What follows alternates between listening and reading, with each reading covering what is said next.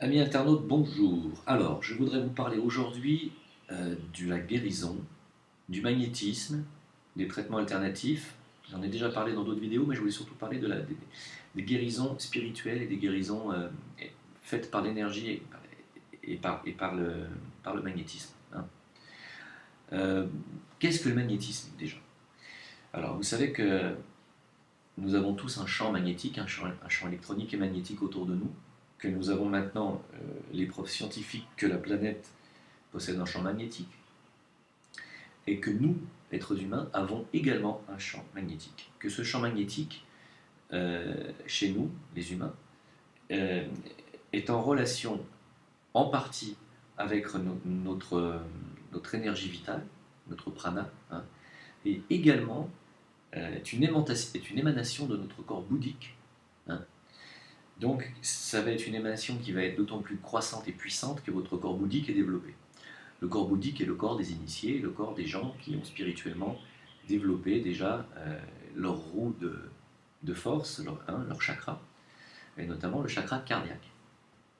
D'accord? La guérison est un processus qui s'opère avec une énergie particulière, et le rayon rose et vert, hein, il y a des rayons, je vous ai déjà expliqué, et des couleurs. Ces rayons ont des couleurs, et la couleur de la guérison est le vert et le rose. Le rose qui fait office, si vous voulez, plutôt de calmant et d'antidouleur, tandis que le vert est la guérison proprement dite, hein, c'est-à-dire la réparation de tout ce qui a été endommagé et déstructuré. D'ailleurs, à ce sujet, je vous conseille de regarder le film très étonnant Nosso Lar, Nosso, N-O-2-S-O, Lar, L-A-R, qui veut dire un autre demeure, qui est un film brésilien tiré d'un livre euh, d'un médium qui a été en relation avec une âme désincarnée. Je ne me rappelle plus du nom, j'ai un petit trou de mémoire. Mais regardez le film, vous verrez, c'est très important parce que c'est exactement ce que je pensais. C'est comme ça que je vois les choses aussi. C'est un monsieur qui meurt et qui se retrouve dans un monde intermédiaire où il se fait réparer les tissus, réparer le corps en fait. Et il tombe sur des guérisseurs, bien sûr, qui fonctionnent avec l'énergie, avec les mains, l'imposition des mains, et qui utilisent un rayon vert, hein. Donc, le vert est la couleur de la guérison, tandis que le rose est la couleur de l'apaisement. Pour les douleurs, donc les deux couleurs sont liées. Sachez que la couleur de votre cœur, la couleur énergétique, la couleur vitale, la véritable couleur de votre cœur est rose à l'intérieur, vert autour. Exactement comme une pastèque. La pastèque est verte à l'extérieur, rose à l'intérieur. Si vous prenez un cristal qui correspond à la vibration de votre cœur, prenez la tourmaline qu'on appelle melon d'eau, la tourmaline melon d'eau, elle est rose et verte, et c'est la pierre de guérison par excellence, hein. La tourmaline melon d'eau, elle est verte à l'extérieur et rose à l'intérieur, c'est absolument sublime.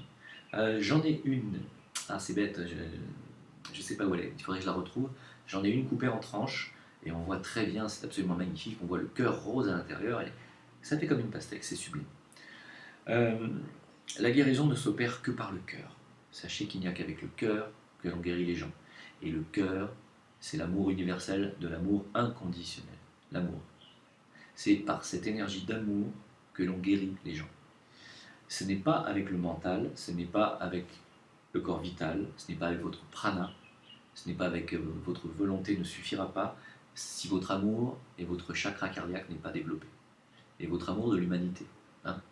Donc il faut aimer son prochain. Et c'était le message de Jésus qui est par excellence le plus grand guérisseur qui ait jamais existé sur cette planète. Car on oublie de dire, on ne fait pas de films sur ce sujet, on a fait beaucoup de films sur Jésus, sur le Christ. On a oublié simplement dans ces films de mettre l'accent sur ce qu'a été sa vie. Et si vous lisez les évangiles, je vous conseille de les relire, vous verrez à quel point il passait son temps, il ne passait son temps qu'à guérir les gens. Il ne faisait que cela.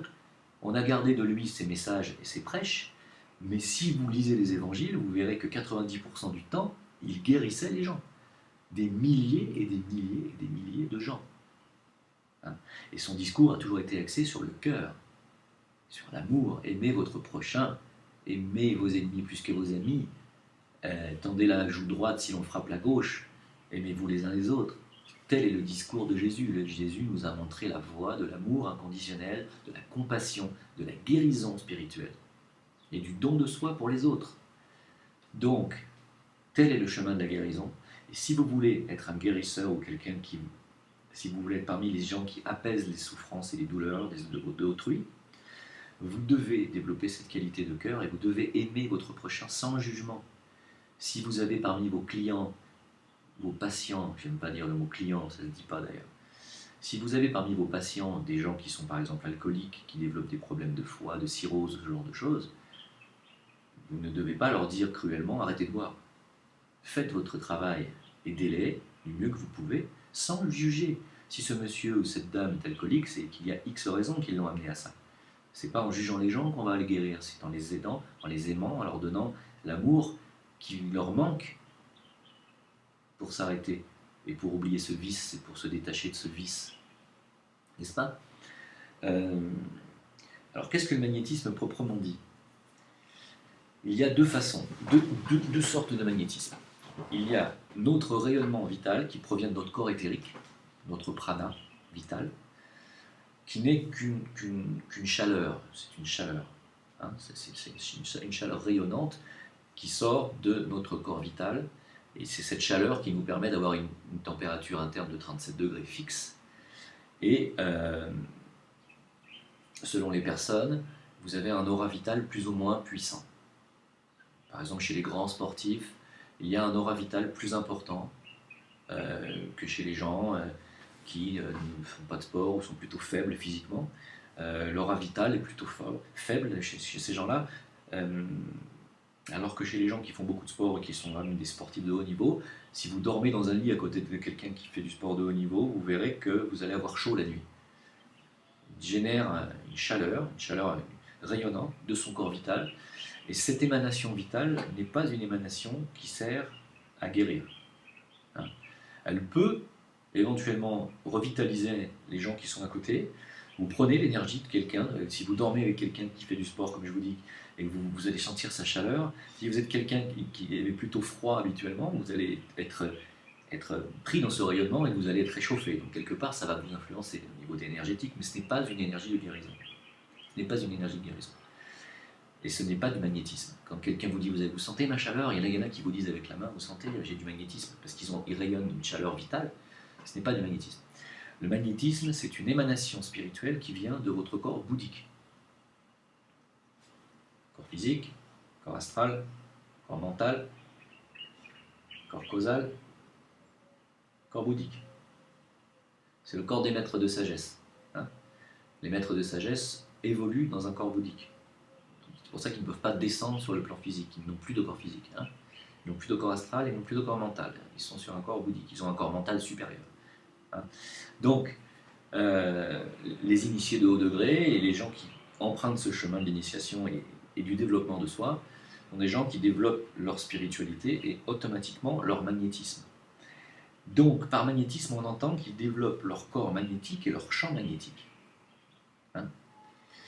Et plus le champ magnétique est développé, plus vous attirez, parce que le magnétisme, vous prenez un aimant, il attire à lui, ou il repousse, selon dans quel sens vous le tournez. Vous savez que les planètes et les étoiles se maintiennent en équilibre par un système magnétique. C'est la force magnétique de gravitation, qu'on appelle gravitation, qui permet aux astres d'être toujours plus ou moins à la même distance les uns des autres, de s'attirer et de se repousser. C'est ce qui fait que les astres tournent les uns autour des autres de manière elliptique et non pas de manière circulaire. La Terre, quand elle tourne autour du Soleil, si je prends le Soleil ici par exemple, et que je prends la Terre est attirée par le Soleil, elle va se rapprocher de lui, et comme sa vitesse est importante, elle va repartir, elle va être attirée par le Soleil, elle va revenir accélérer, elle va être proche, et repartir, et elle va être attirée, elle va revenir. Donc elle a une orbite elliptique, et non pas circulaire. C'est cette énergie magnétique du Soleil, c'est le magnétisme du Soleil qui attire autour de lui les astres, qui les fait graviter. D'accord ?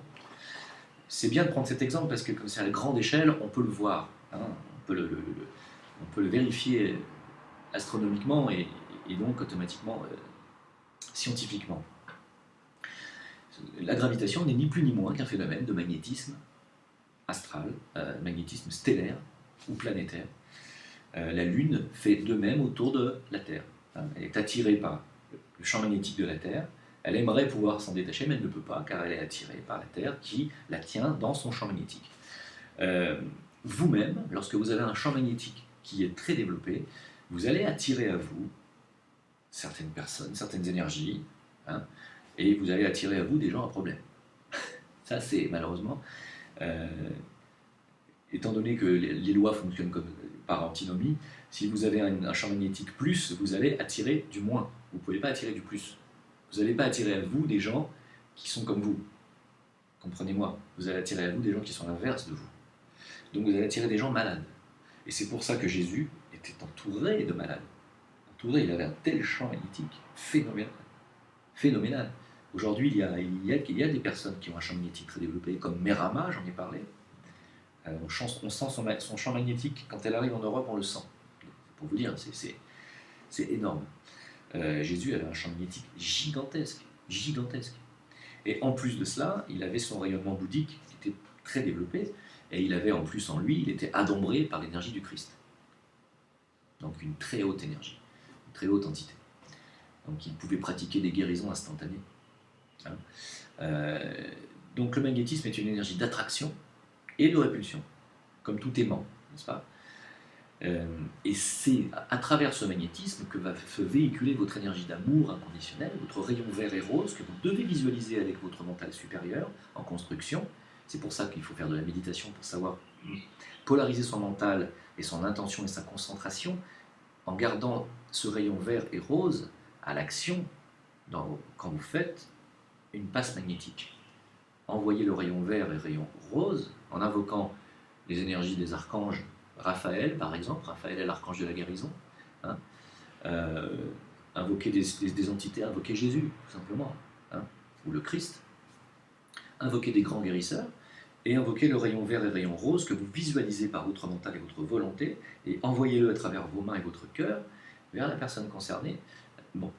Quand vous pratiquez une guérison, sachez qu'avant d'envoyer de l'énergie positive sur quelqu'un, et ça, c'est une règle absolue qu'il faut absolument garder présent à l'esprit. Avant toute guérison et avant tout magnétisme, il faut d'abord nettoyer et enlever les énergies négatives aux gens.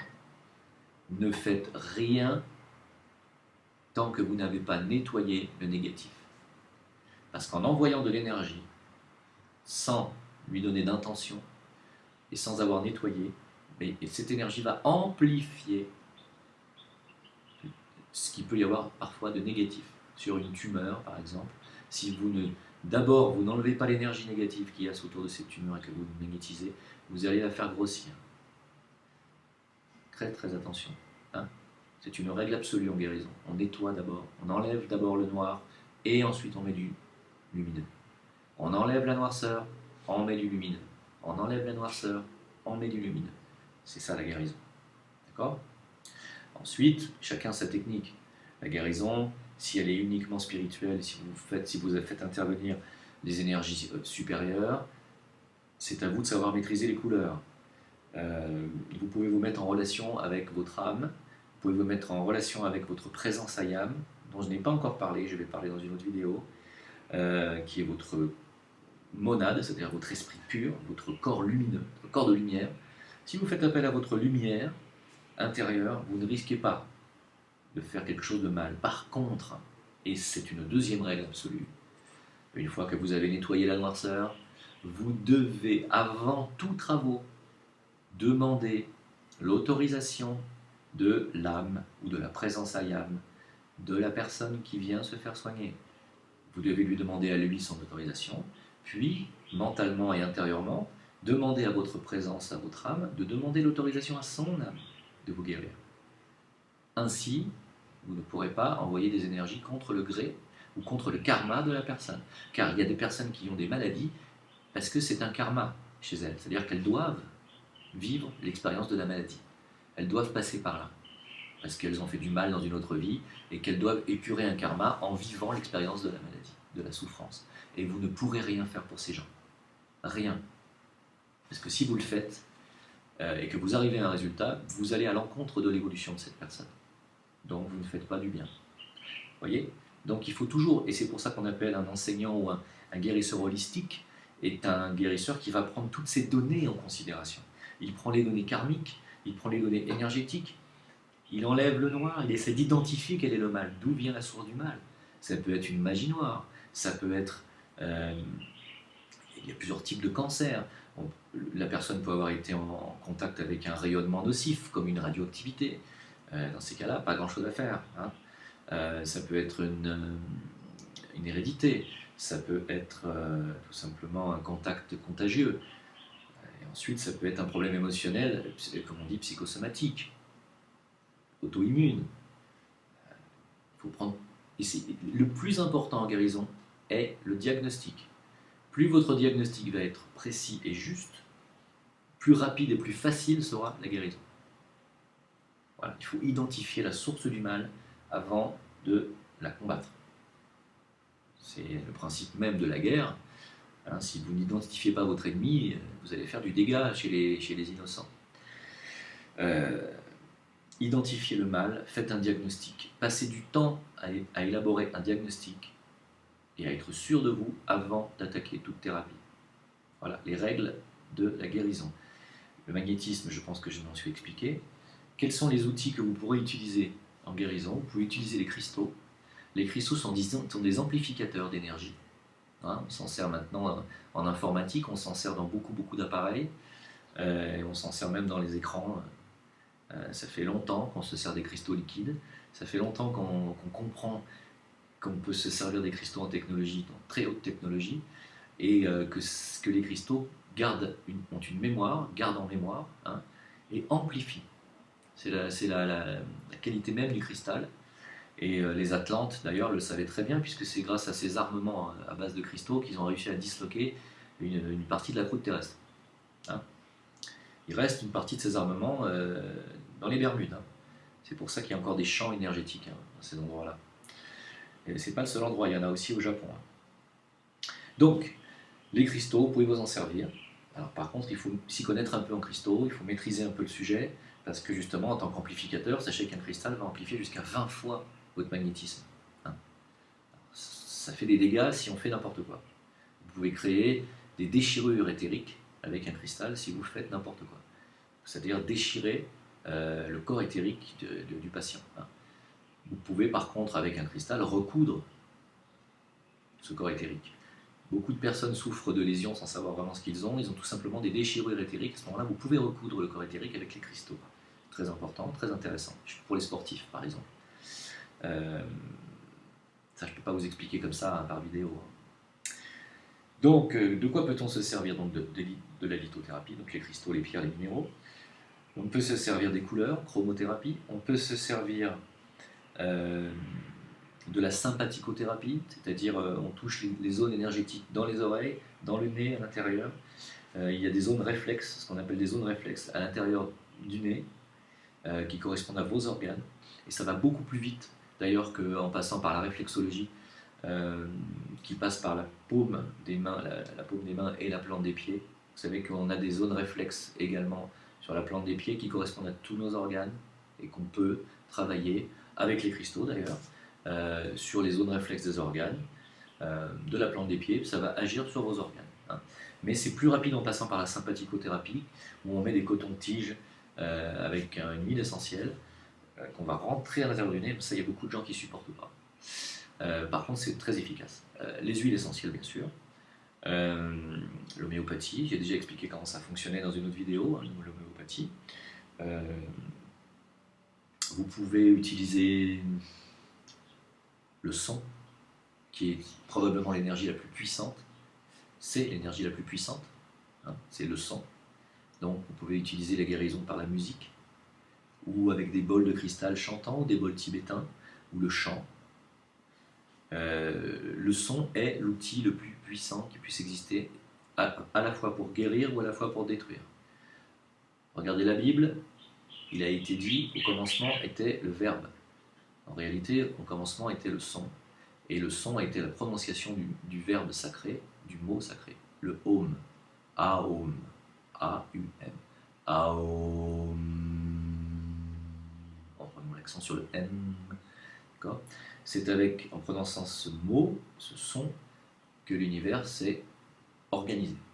Que la matière inerte qui était dans l'espace, qui n'est pas du vide, l'espace n'est pas du vide, n'est pas l'espace est pur éther, c'est de l'éther à l'état pur, c'est de la matière énergétique qui reste inerte quand il n'y a pas une volonté qui vient pour la manipuler, mais quand une volonté, c'est-à-dire un grand être solaire ou un grand être stellaire a envie de créer une étoile, il prononce le verbe, le son, et cette matière inerte va développer un champ magnétique qui va attirer à elle les molécules, les atomes, les éléments qui vont commencer à former un petit nuage de gaz qui va se densifier et qui va devenir un petit nuage liquide, solide, et va donner ou une planète ou une étoile. Pourquoi je dis ça? Parce que c'est le son qui est à la base de la création. Et avec le son, vous pouvez guérir, mais si vous ne maîtrisez pas, et donc je vous mets en garde, comme c'est extrêmement puissant, vous pouvez aussi faire beaucoup de dégâts. Que pouvez-vous utiliser d'autre? Une fois qu'on a utilisé le son, donc le sens auditif, une fois qu'on a utilisé la chromothérapie, les couleurs, donc le sens visuel, une fois qu'on a utilisé le magnétisme, et une fois qu'on a utilisé les huiles essentielles, l'aromathérapie, et la sympathicothérapie, les zones réflexes, donc j'en ai parlé. Qu'est-ce qui vous reste comme moyen? La prière. Il y a des guérisons spirituelles qui se font par la prière.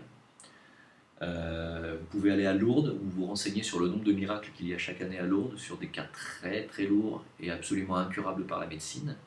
Il y a un nombre considérable de guérisons qui s'effectuent dans les lieux de prière, tout simplement parce qu'il y a une énergie qui s'accumule par les prières et la volonté de guérir de tous ces gens qui viennent. Ça finit par créer un égrégore de guérison, de volonté de guérir, et il peut y avoir, selon le karma des personnes qui viennent, des guérisons miraculeuses. Quand on dit miraculeuse, qu'est-ce que ça veut dire un miracle? Un miracle, ça veut dire que déjà on ne comprend pas ce que c'est, et qu'il y a visiblement quelque chose qui est fait, que tout s'est remis en ordre d'un coup. Tout ce qui était dysfonctionnant s'est remis à fonctionner dans le bon ordre. Pourquoi? Comment? En réalité, il y a eu intervention supérieure